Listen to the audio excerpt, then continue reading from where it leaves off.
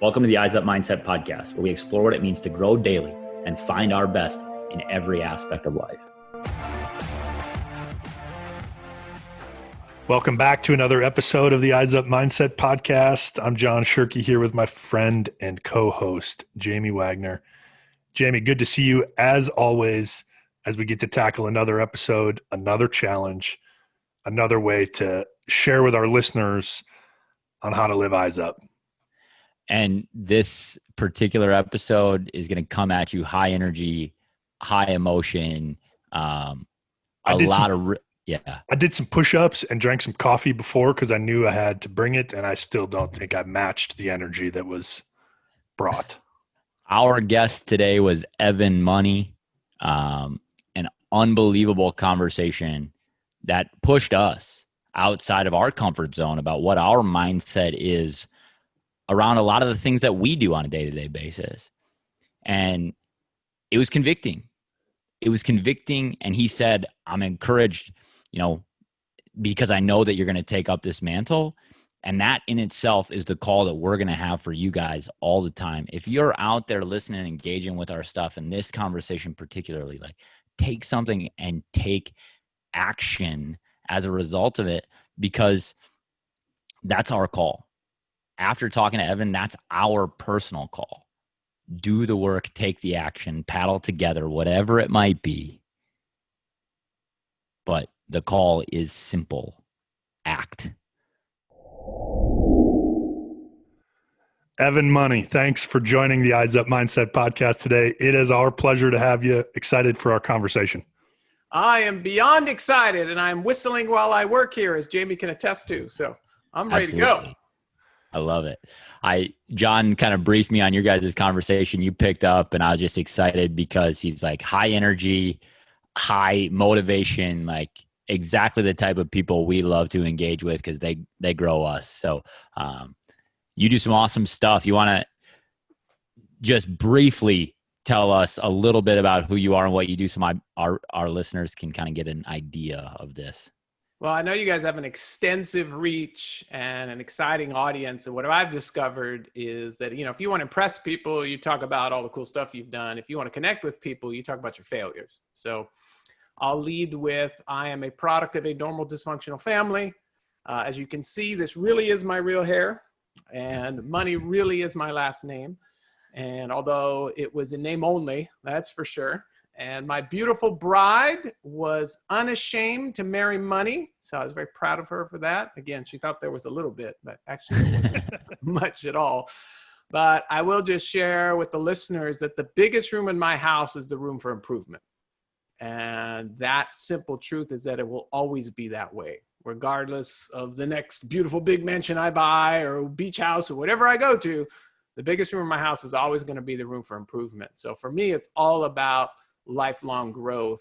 And if people really want to see the accolades and all that stuff, they can go look online. But as a visionary ADD entrepreneur, we've done a lot of things. We've made a lot of what some people call mistakes. I don't consider it a mistake or a failure it's only a mistake or a failure if you don't learn something. So I have, other than my normal honorary PhD, I have other PhDs in construction. I have PhDs of learning lessons in real estate. I have a PhD in the car business because I equate how much money I lost to what that would cost in higher education. So I have a wall full of degrees on all these learning lessons that I have had in the business area. So that's a little bit about me. So one of the things, we got connected to you from a previous guest, Nate Bailey. And Nate's the man. He is. And if you haven't listened to the episode, go listen to it. It's out already. But, he connected with us because he said, you guys and Evan have a similar goal in life. It's about getting better. You just said the biggest room in my house is room for improvement. How do I get better every day? And then when I started to research you, it's like, oh, this guy and his wife get married every year in a different place or different country or different thing. So, don't forget the honeymoons, John. Don't discount the honeymoons. Come on now. And the honeymoon every year, at least one, right? That's right. So tell us a little bit about that goal and kind of how that came about. That was birthed, again, out of our normal dysfunctional families. That was birthed out of pain. That was birthed out of me looking around in my early 20s and looking through my life growing up in Southern California. And I used to think it was just a Southern California thing, John, but I think it's worldwide. But all I saw when it came to a marriage relationship were three options. So you could be either married and miserable, and I saw lots of that. And what I didn't see in person, I got to see on TV as well. I saw your other option. You could be divorced and desperate. So that's your second option. And my parents magnified that, both getting remarried multiple times and just looking around. And then the third option was you could be single and cynical. And that's what I was surrounded with, hey, let's go to the club, let's go to the bar, it doesn't matter, you know, whatever, da, da, da.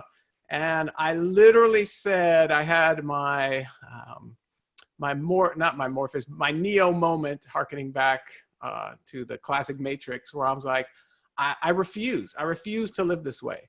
Give me the red pill, the blue pill, whatever color the pill is to get me out of here. And I realized, like, okay, I think for me as a rebel entrepreneur, I just did it out of pure rebellion. Like, I'm going to be happy just to rebel against this system of these other options. And so my bride and I, even before we got married, we were like, hey, we're going to live happily ever after. I don't know how we're going to do it, but we're going to do it. And we don't know what it looks like, but we're not going to end up like either of our parents or like everything else we see. And I think a lot of couples start that way. And I realized that, hey, we're going to need some help. We're going to need to be growing together. So my bride and I are at this Dream Big seminar. That was the big pitch, Dream Big. And so my bride got caught up in the Dream Big part. And she looks at me like halfway through the session and goes, I got it. Let's get remarried in a different state or country every year. And I'm going, what? You want to do what? But on the outside, I'm going, okay, yeah, honey, sounds good. Yeah. But I'm freaking out because, again, money and name only. We're the ones we're the ones holding up the line at the grocery store, putting the food back, because we can't even pay for groceries, let alone pay for a full tank of gas. I remember the first time my bride accidentally filled up the gas tank, I hit the ceiling. I was like, what are you doing? That's our grocery money. Stop it. So that's where we came from. And she wants to get remarried in a different state or country. We had to beg, borrow, steal, whatever, parents, everything, just to get our first wedding off the ground. And she wants to do it again. I'm just like, okay. But then I thought about it and I was like, okay. My first mentor, Jim Rohn, taught me, you can either find a way or you can find an excuse. And I was like, okay, I'm not making an excuse. And then I realized, hey, if we get married, that's going to be another honeymoon.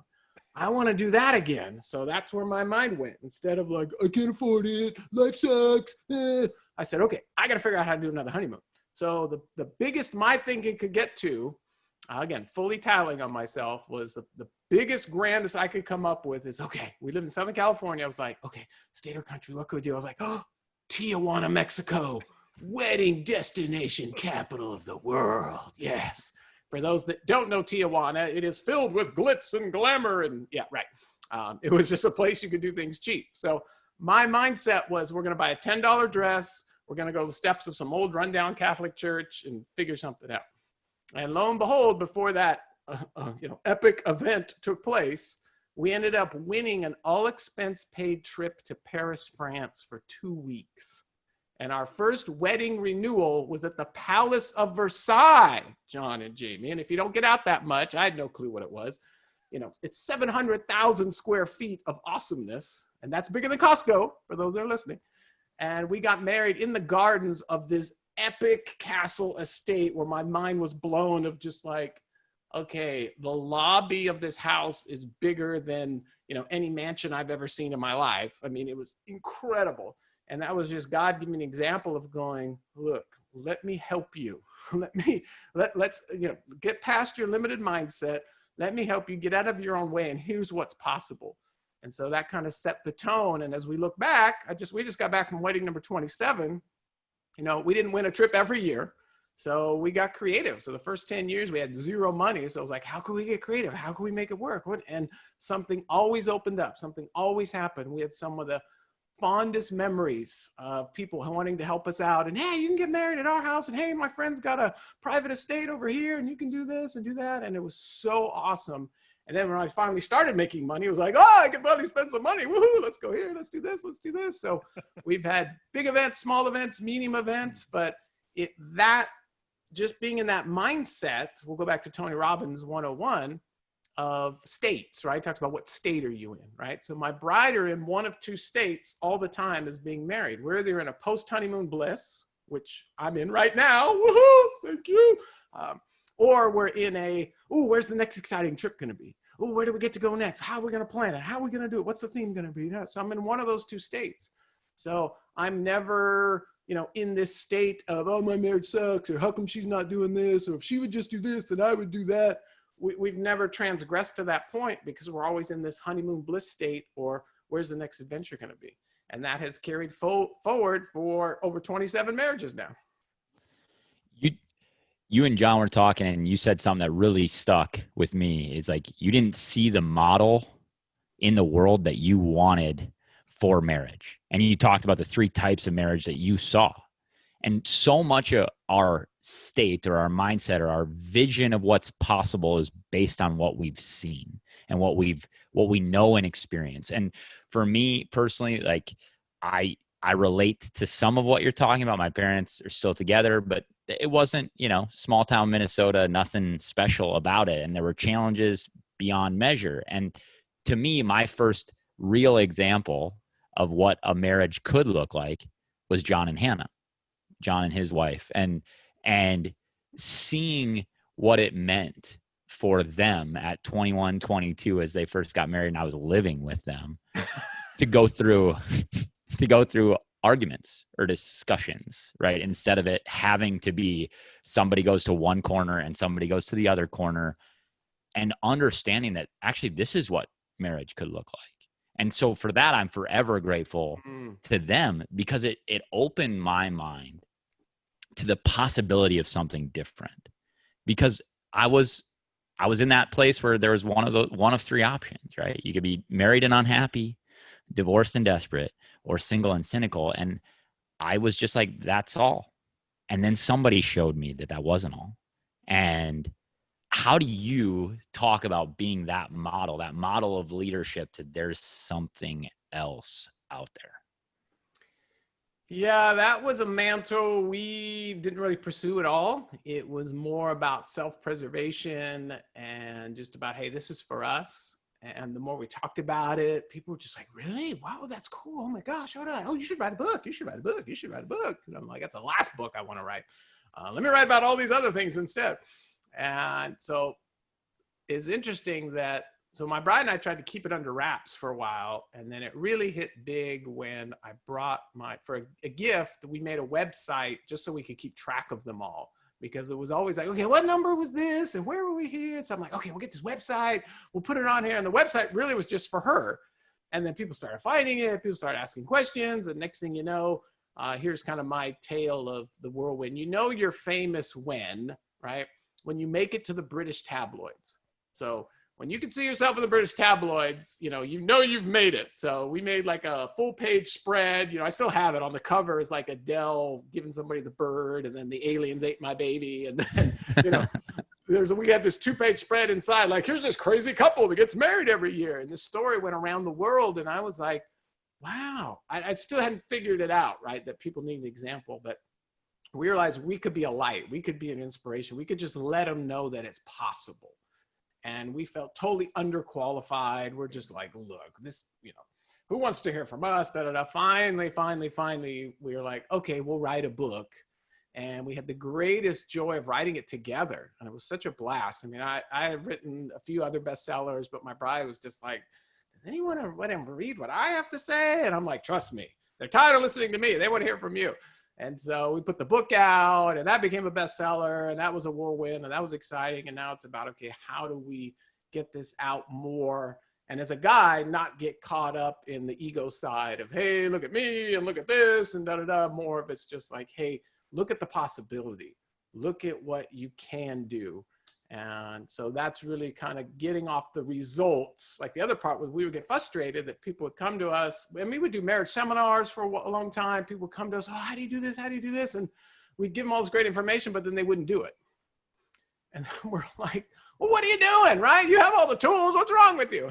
So then we realized, like, hey, let's depersonalize ourselves and just say, hey, we'll just champion the hope, champion the cause, and we'll continue to do what we call lifestyle ministry, which is just, we're going to continue to grow each and every day and let others do whatever they want to do with it. And some people are inspired and just go back to doing the same thing. Other people actually change, but it took us a while to get off of the results.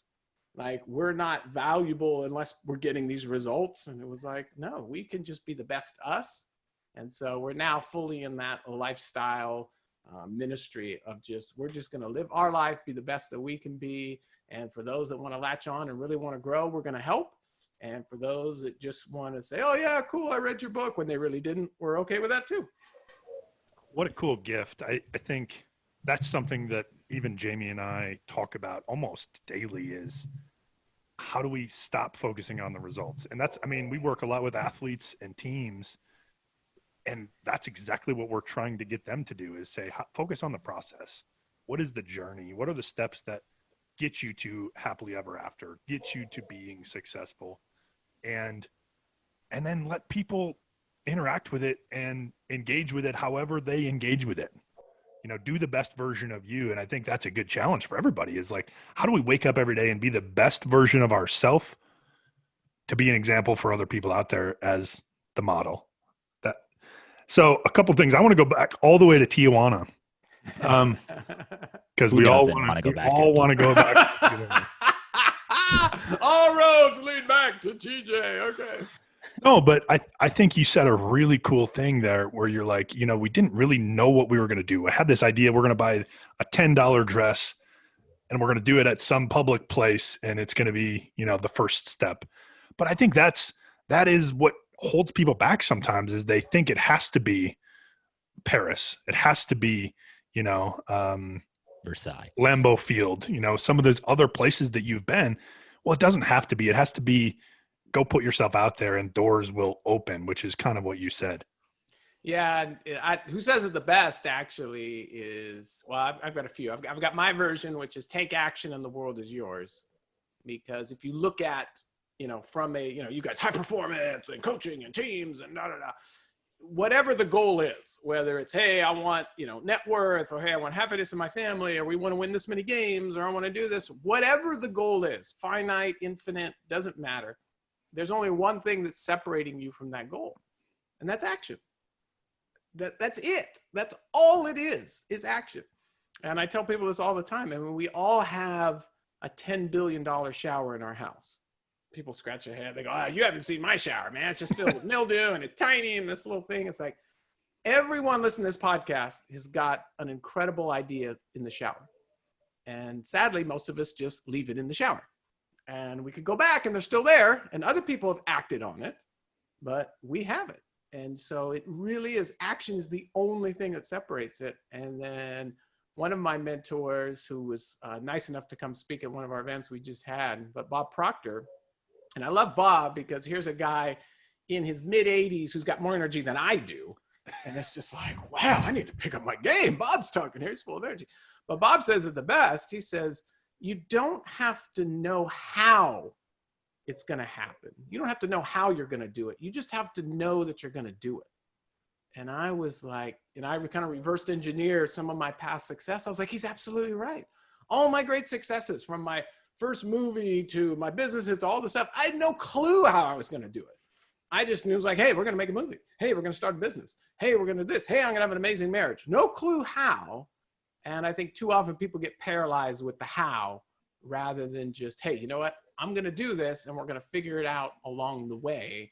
And there are some things in life, this is a super deep dive. We may lose some of the listeners, but I think there's this concept of people not exploring their faith or exploring growth because they say, oh, well, you know, as soon as I grow, then I'll get to that. Or the classic, right? Well, as soon as I become a leader, I'll start reading those leadership books.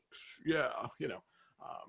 And it's more about understanding that there's some things that are lifelong. And, you know, in a simple way, it's like taking a shower, right? You're never going to master showering. Don't care how transcendent you are. Yeah, I've transcended bathing. No, you haven't. You stink, dude. Go take a shower. So understanding there's certain things that are just every day you're going to be doing that. And so enjoying that process. And that was for me, like with the scriptures. You know, I love diving in the scriptures. My bride and I, one tip for all those folks at home, your marriage is in trouble if you have a screen in your bedroom, whether it's a TV or phones. You are guaranteeing yourself a marriage of pain and problems if you have screens in your bedroom. If there's screens in your bedroom, you have pain and problems, and they're only going to get worse. Because the first thing you wake up to is this. Okay, you're inundated with the world instantly. So for me, I love diving into something more wholesome. I love diving into wisdom. I love diving into truth. So first thing I pick up is the ancient scriptures. And I remember I was lamenting. I was actually feeling sorry for myself. Woe was me, tail between my legs, at the lack of progress I was having. Because for me, I love getting from instead of getting through. Like to me, in the Western religion, they talk about, oh yeah, read the Bible in a year, ha ha ha. And it's like, well, that's just getting through it. What did you get from it? And so I was lamenting the fact that I was in the book of Psalms for like 3 months. It wasn't making much progress. And finally, God kind of gave me this download, and he said, you know, is there ever going to be a time where you're not going to be reading from this book? And I was like, no, man, I love this. I love reading in the morning. I love reading at night. It's a great opening and closure. He's like, then what's your hurry? What's the race? Who are you racing? I was like, oh, it's a good idea. And he's like, this isn't a book. This is a lifestyle. And I was like, oh. So now I'm trying to race through it and finish the chapter and checking out. Men, we're mission driven, right? It's all about the mission, you know, check it off the list, finish it, you know, A to B, get the mission. You know, the greatest two genres are action, adventure, and romance, right? For the men, it's the mission, right? Oh, the mission. And then we'll make the same movie 200 times with the same mission, right? Okay. You know, whatever, part 6, same mission, same movie. And for the gals, it's the story of the romance, right? Boy meets girl, right? It never gets old, right? So as those mission-driven people, we get caught up in that rather than the lifestyle of it, of saying, hey, this lifestyle of growing rather than the lifestyle of achieving. So long answer, short question, but I appreciate you listening. How do we, gonna go deep again here, like how do you embrace lifestyle? How do you embrace the fact that this is something I'm going to be doing every day? This is something I want to be a part of my everyday when the suck happens, when this thing is really challenging. And maybe you could give an example even from your marriage, because I think people hold up your marriage and say, this is something that I want to be and do and like try and do this thing. But we all have a marriage that is real. It's not this thing that is held up by everybody else. We have communication struggles, we have frustrations, we have disappointments, like, and then that thing comes and you start to distance yourself from the lifestyle goal that you have because the emotion takes over. How do we move beyond the emotion of the frustration, disappointment, lack of communication, whatever it might be, into actually my goal is much bigger and I'm going to stay in the battle, the fight, the mission, right, of the lifestyle? Mm-hmm. Yeah, no, that's so many levels to that. And that's probably like that's a week-long course. Okay. That we could teach, but it's like, okay, how do we dial it in and get it right in? So as I teach about lifestyle goals, all of this has been reverse engineered. So I wasn't teaching about this stuff 10 years ago, 5 years ago. I had no clue. It was one of these things where I figured like, okay, how can we help others get to where we are? And like my bride says, she says, I just want other people to have what we have. So it's like, okay, people can have what we have if they, you know, well, what did we do, right? How did we get here? So I look back and I'm like, okay, the earlier I made the lifestyle goals, the less challenges I had. And it goes back to the greatest coach in the world, not Phil Jackson, but let's talk about John Wooden, right? We can all agree, you know, John Wooden, right? And John says it the best: when opportunity comes, it's too late to prepare. Okay. So going to you, Jamie, when the emotion comes, it's too late. Okay. When I'm sexually aroused, okay, by porn or whatever, it's too late to go, yeah, should I look at porn or not? When I'm, you know, triggered by my wife, something she says, right? And right. It's too late to go, yeah, should I react or respond here? Oh yeah. Let me think about what John and Jamie taught me about. No, it's too late then. It's already too late. So for me, blessedly, I haven't had to struggle with porn because I realized I set early on, we had a lifestyle goal of we're going to live happily ever after. So automatically when something pops up on the screen, it's like, ooh, get away. Because instinctively that is taking me the opposite place I want to go. Just like in sports. And I know you guys are doing basketball, tennis, you're doing all these sports. But let's look at the NBA finals, right? If the ball swings to me and I go, oh, I got the ball. Do I pass to LeBron cutting? Do I throw it to AD at the top of the key? Maybe I should dribble. Should I shoot, right? Right? It has to be instinct, right? It's too late when it happens. So it's how do we get ahead of it and prepare? Because by the time it comes to the argument, it's too late, all right? So to this day, and this isn't like putting us on a pedestal and all this stuff, I'm just sharing you about the fact of how powerful lifestyle goals are. My bride and I have never had an argument because we respect each other too much to even raise our voice at each other. Well, how did you get to that point? Well, because we had a lifestyle goal of living happily ever after. Now, full transparency, you want to come to my house and hear me hit the ceiling? Watch my kids do something to trigger me. And it's like, bah! And so I am now learning, like, I did not set a lifestyle goal to not yell at my kids. So that is my last bastion, is we have 2 teenagers in the house. And there are a lot of triggers for me with these teenagers. And it's just like, ah! And I'm like, okay, I got to get past this because I'm good. My bride and I, we are awesome. But when my kids trigger me, it's like, so I was like, all right. So my new lifestyle goal with my young adults is a lifestyle of responding patiently. So when my 17-year-old does some numbskull thing, it's like, okay, wait a minute, I'm going to respond with patience. Because when you respond, you keep control. When you react, you're out of control, right? So it's about how do I respond? So it's understanding like, okay, with my son, it's like, So what I've been able to do now, instead of yelling at my son, which doesn't work, I help my son realize like, hey, son, these are areas that you're going to need to hire later on in life because it's clear that these are your weaknesses. So let's focus on your strengths here. So these are your strengths. So I went from yelling at my son to take out the trash, because that's one of his responsibilities, to, hey, son, let's go take out the trash. Hey, son, let's go clean up after this project. Instead of, I can't believe you, look at these greasy fingerprints everywhere. It's understanding that, okay, how can I hold space for him and realize like, hey, these are areas that you're going to need to hire and your strengths are over here. So again, short fuse with the kids, never an argue with my bride because I had a lifestyle goal with my bride and I didn't have one with my kids. So let's take people where they're at right now. Okay, that's great for you, Ev, but for me and my bride, it's like, okay, so let's get that lifestyle goal of what is it that you really want? And if you're focusing on that lifestyle goal, the second there's an opportunity to get triggered, the ball's already passed. You've already breathed. You've already like, oh, okay, we're past that. Okay. Instead of this nonsense. So another lifestyle goal, because I have lifestyle goals in all areas. So there's relationships, is my marriage. There's my health. Okay. So for me, I want a lifestyle of supreme health. That's a lifestyle goal. Lifestyle of supreme health. Okay.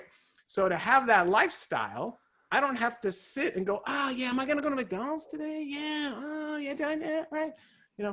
It's already a lifestyle. So I'm not tempted by any drive-through. I'm not tempted to go get toxic food when I'm stressed because I've already have a lifestyle of supreme health.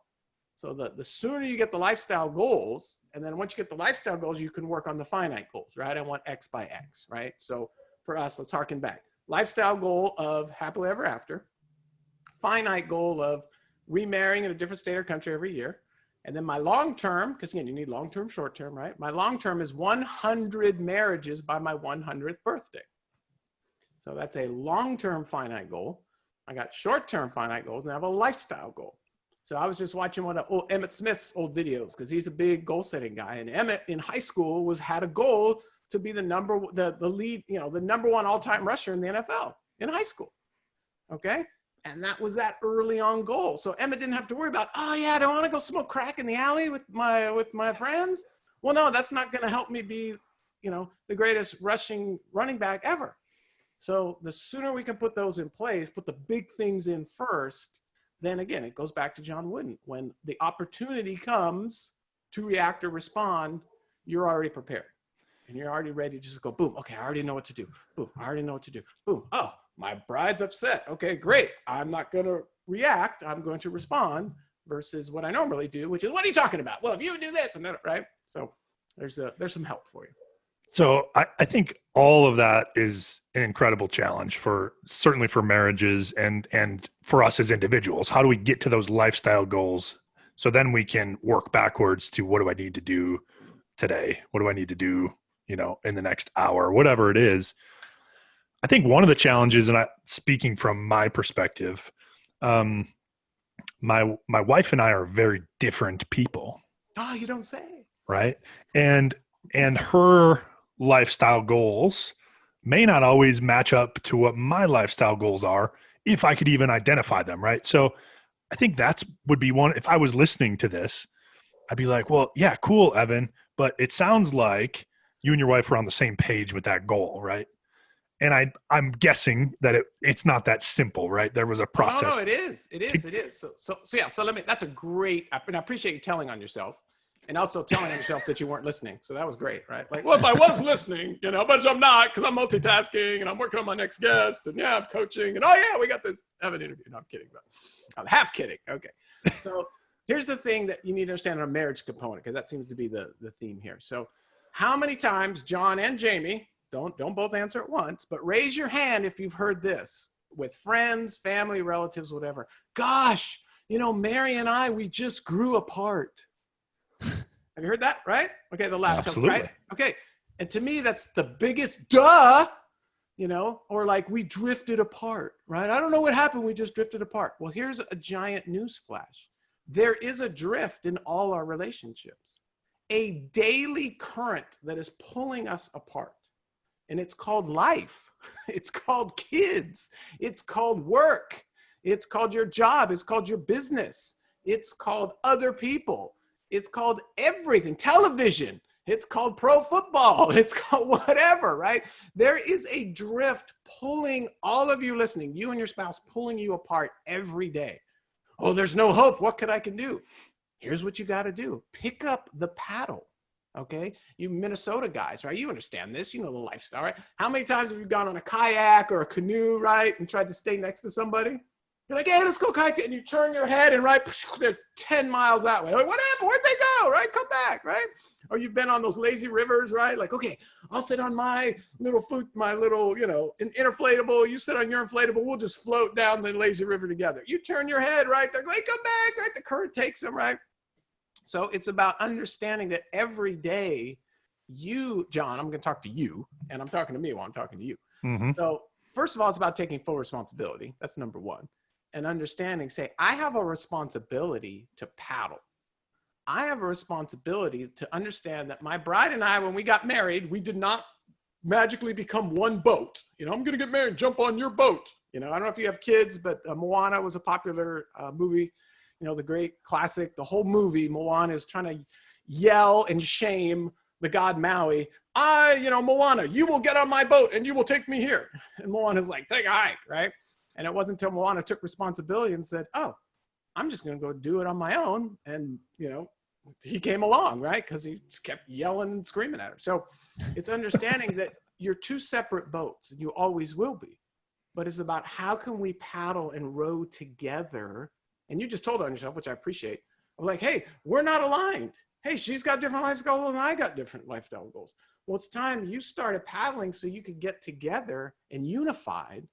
And for me, like on the faith-based component, there's like those, I don't know what they're called, but there's things like if you want to keep your raft together or your canoe together, you can stick it on, right? And it'll latch them together, okay? But you still got to paddle because if you don't, it'll be like, and break it apart. So it's about intentionally, this is where it comes back to, intentional. Because we never see, very rarely do you ever see, let's use LeBron, right? Because the Lakers just won 17. Woohoo! All right, we're excited, Laker fans. This is the first year, by the way, that Laker fans have not lit cars on fire to celebrate that we won a championship. So this is you count the Minneapolis championships as your own? Of course, man. It's the franchise, baby. It's the franchise. We inherited those. Let's come with it. Okay. Well, so we in Minnesota don't have many championships to celebrate, so we want to hold on to those whenever. those are ours, right? Those apply to the Timberwolves. We'll just stick those over there, right? But with 17 championships, right? But we we don't ever watch LeBron working out. We don't ever watch LeBron training. We don't ever watch LeBron working on free throws, and it appears he still needs to do that, right? It's like, come on, man. AD's got it, right? He's like 98% free throw shooter. But you never see them putting the work in, right? You always just see the end result, and you just assume, oh, he's gifted, he's amazing. I'm here to portray that LeBron James is the most mentally tough NBA player in the history of the game. Because you look at Jordan, you guys watched the Last Dance, Yep. right? You heard Jordan saying, dude, after the first championship, I was done. I was mentally exhausted, and he made it to the third one. Then he just was like, I was too exhausted. I had to stop. You look at LeBron, 8 in a row, right? It's like, dude, that's mental toughness right there. And the physicality. Look at the, again, sports digression. I apologize for those non-sports people, but look at the Golden State Warriors, right? They went to what, 4 in a row, 5 in a row? And was it 4 or 5? It was 5, 4. Right? 4. Right, they four? won 1, 2. It was 3 out of 5. Yeah, it was 3 out of 5. 3 out of 5. Yeah. But on the 5th one, what happened to everybody by the 5th one? Got hurt. Everybody got hurt, right? Oh, so-and-so blew out his knee. Oh, so-and-so, the guy blew out his knee. Oh, so-and-so got hurt, right? Everybody's hurt and, crutches on the sideline, right? Who's been to 8 in a row and are playing 43.9 minutes a game, right? And that's because of what we don't see LeBron doing, the way he takes care of his body, the way he trains, the way he mentally prepares. And so it's us being intentional going, wow, you don't just, again, we can all put it off. Well, if I had LeBron's physique and I had LeBron's talent, I could. No, there's a lot of guys that are more talented than LeBron, but they're not willing to put in the intention. And so I'm challenging the men out there that are listening to get intentional about your marriage instead of fantasy football and say, hey, what if I got out the paddle and started paddling next to my bride so we could be united and create this lifestyle goal that we're together on instead of, well, she's doing her thing and I'm doing my thing, whatever. And I'll tell on myself and give a perfect example. So even at this state, so we're COVID, things are funky, weird, whatever. So my bride was working on 2 big art projects. And we now have, this took about 10 years ago, I finally figured out, we had 2 separate offices in the house. She was on the West Wing, I was on the East Wing. And I was like, this is stupid. You need to come in my office. I want you close to me, next to me. So my bride is working on these big art projects and she had a deadline. She wanted to get it done. So she was out of pocket for 4 weeks. And so for us in our family, after 8 o'clock, we are done being parents. The parent button gets turned off. We push the kids away. We pray over them. We love them. We close the door and say, go away, because this is our time. So from 8 to 10, that's my bride's time. But she had these projects she had to get on. And so the only time really she had to do them was in that magic time. So I was like, okay, my bride's working on this. I want to support her. And this was pre-football season. So there's no sports. There's nothing for me to watch. So I'm just like, man, how many times am I going to watch The Last Dance, right? It was like, okay, so I'm in the room with her and I was going on Netflix. I'm like, you know what? Let me check out one of these shows, right? I got all these episodes here. Let me just check it out. And I got into the show and I was like, oh, this is actually really good. This is right up our bride's alley. It's kind of PG, it's family friendly, but it's still cool. I'm involved. So I started watching, and I was telling her about it. But I'm like, oh, wait, she's got to let her finish the project and let her do the stuff. So I finished season 1. And then I was like, you know what?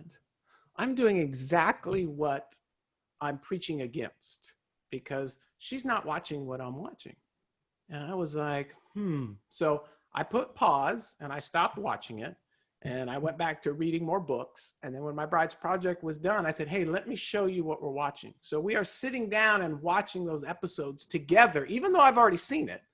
But I said, you know what? I would rather slow down, paddle my boat slower next to her so we could watch this show together, because that drift is already, right? I'm watching this. I was like, no, we need to be watching this together.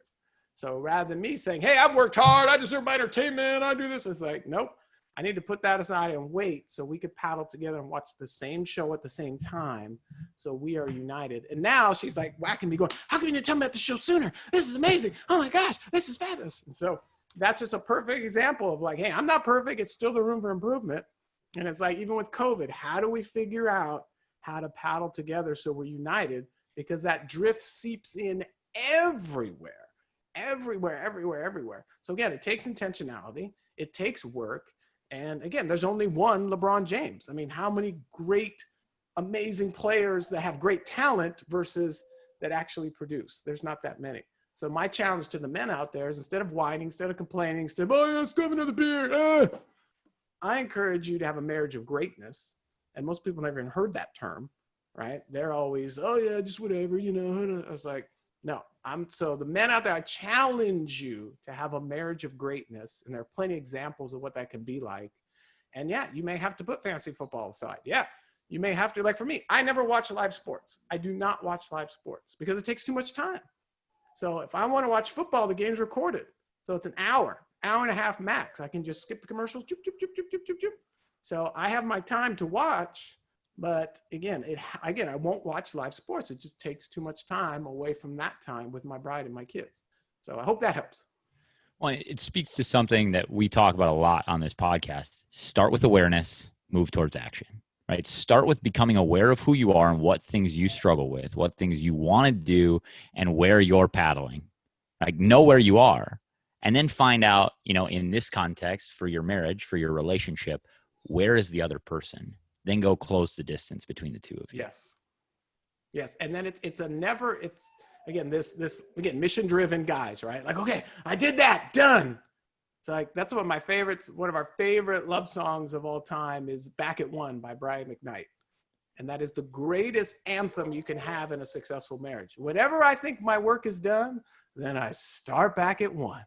There is no arrival. There is no, yep, I did it. We're good. We're paddling together. Because the second you stop paddling, the drift takes you apart.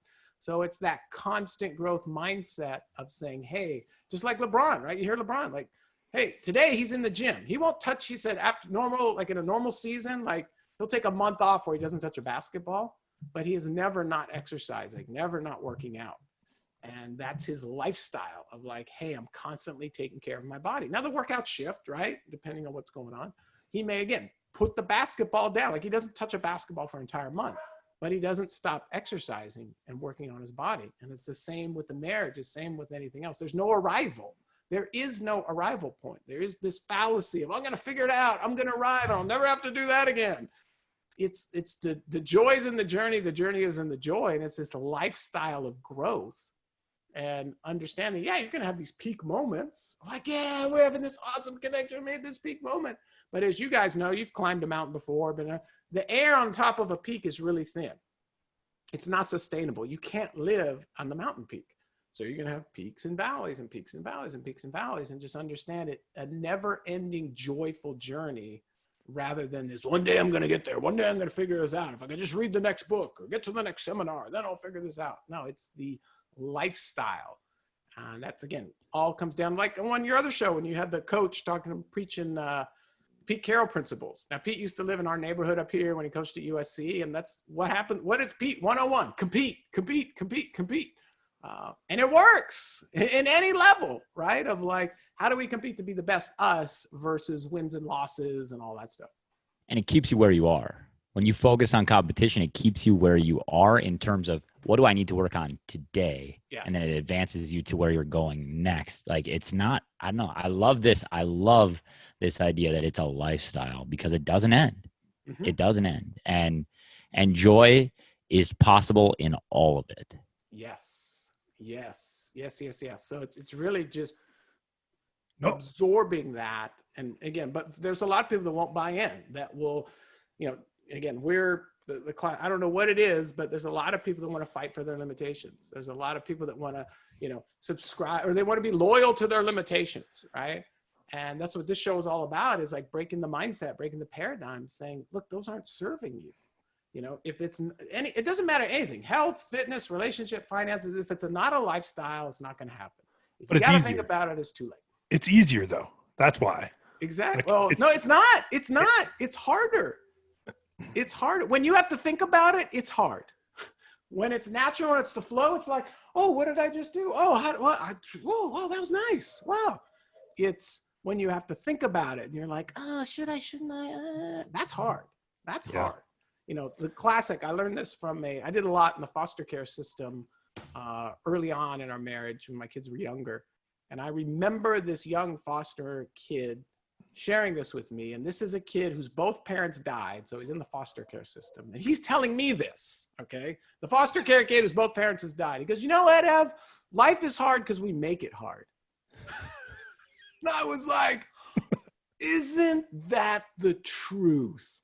Life is hard because we make it hard. Why? Because our limited paradigms, our limited mindsets, our limited everything. And a lot of it comes from the death scroll. A lot of it comes from we let into our minds what we want to believe, what, again, all about our limitations. And so I tell that with my kids. If they fight for their limitations, my bride and I leave the room. We say, fight for your limitations, they're yours. We'll come back when you're ready to talk about it. But again, it's breaking that paradigm, John. It's not hard. What's hard is how you're doing it right now. That's hard. So when you create that lifestyle and you create the flow, then it's like, oh yeah, like you hear people all the time in the entrepreneur world, even the coaching world. Oh, I got to get my grind on, man. It's time to grind. We're going to grind. I heard Jamie, you shared this before of the lifestyle with the show that you and John did a couple episodes ago. How do you just keep going on and with the grind and that? I've got a lot of collectible cars. I'm a big car guy. The last thing I want to do is grind any of my gears. I don't want to grind anything. I want to soar. I want to flow. I want to fly. So the G word is a cuss word in my house. We do not grind in our house. We flow, we soar, we fly. That's how you do it. So if you're in the coaching world, time to get your grind on. Heck no. Do I want to grind my bones? Do I want to grind my muscles? No, I want to flow. I want to be pliable. I want to be Tom Brady, TB12, right? It's how do you be pliable and flow versus the grind. Yeah. And that's a mindset shift for us even sometimes, is to be able to think it can be easy. It doesn't have to be a challenge. It doesn't have to be a grind. It can be make up your mind, take action, take a step, let's go. There you go. And one on the coaching side, look at what Pete Carroll did. He was the one who pioneered playing hip hop music at practices, right? To get out of this grind mode and into this flow mode. Like, hey, let's bring the DJ to the practice. Now everyone's doing it, right? Yep. Look at the turnover chain, and the whole thing, right? Like, look at all that, or look at what's trending now. I'm not a fan as a coach. It's like, but you look at in the NFL, whenever there's a turnover, what does the defense do? They run down, take a picture, do the whole thing, right? I'm like, again, on a segue, I'm like, hey, if you do a pick six, you can do that, but just the turnover, don't. we're not gonna worry about. We need to get results here. You can be happy for the turnover, but you can take your picture once we score. So. But again, it's just that mindset, right? Like Pete Carroll going, hey, and that harkens back to who's the great Washington Redskins coach, NASCAR driver? I can see Joe Gibbs. Joe Gibbs. Joe was a perfect. He goes, man, I got these amazing, talented players that love to play, but they hate to practice. So how do we create it from a grind to a flow? Well, hey, let's get a DJ. Let's play some hip hop music. Let's be like, yeah, I like going to practice. Yeah, this is cool. Yeah. So again, paradigms, mindset. It's the only challenge. Again, life is hard. Coaching is hard. Marriage is hard. Whatever's hard because we make it hard. That's the bottom line. It's a good word, Evan. It's a good challenge. Well, I know you guys are going to take it because you're not the type to just one ear out the other. So I look forward to seeing how you guys use that, and then you could report back on some of the shows and carry it forward, and especially get into the minds of these young kids, because the second they hear that, you can get them into soaring and flying and flowing instead of grinding. All the better for their health, their relationships, their marriages, and for the 0.00001% that makes it to the pros, that'll help them there too. But for the rest of them, think about that, right? Like you're telling a 16-year-old kid, hey, your marriage doesn't have to be a grind. Your marriage can flow and soar. It can? Really? What? Oh, okay. I love it. I think we could talk for days, to be honest, because you challenge us. And that's what we look for in this podcast, is people that are going to grow us and push us and shape us through the challenge of finding joy and flow and excitement. Yes. So I thank you for doing that, number one. Number two, thank you for being on and giving that message to the people that we connect with. And thank you for your work, just period, because it's inspiring. And I don't know, grateful for you and for being on with us today. No. Again, the joy is mine, because this is, again, part of the blessing that I get to do is because, again, I may be talking to you and challenging you guys, but I'm really looking at my reflection. I'm talking to me. I'm just like, okay, dude, here's how you need to work. Yeah, you can tell them, but I'm always talking to me. So as 100% cool as it was to share, it was really just a reminder of all the areas I can improve. So I appreciate you guys and appreciate your knowing that you guys are going to carry this forward and it's not falling on deaf ears. So kudos to you guys. Thanks, Evan. I can't count the number of challenges personally from that conversation with Evan that struck me, that made me think about my own personal life, whether it would be my marriage, my health, my own lifestyle goals. He talked about getting on the same page. The sooner you get there, the sooner that you can paddle together toward that thing. I admitted in the episode where there's times where my wife and I differ on what our lifestyle goals are. So the challenge for me is to figure that out with her. How do I start to paddle in the same direction? How do we have those conversations to solidify those things? And what distracts me from having those conversations? I think one of the things he said early on that really stuck with me, and that I'm going to give to you as listeners as a challenge, is how do we ask ourselves the question, and about what do we ask ourselves the question or the statement of, I refuse to live this way. Fill in the blank. For me, it's fear.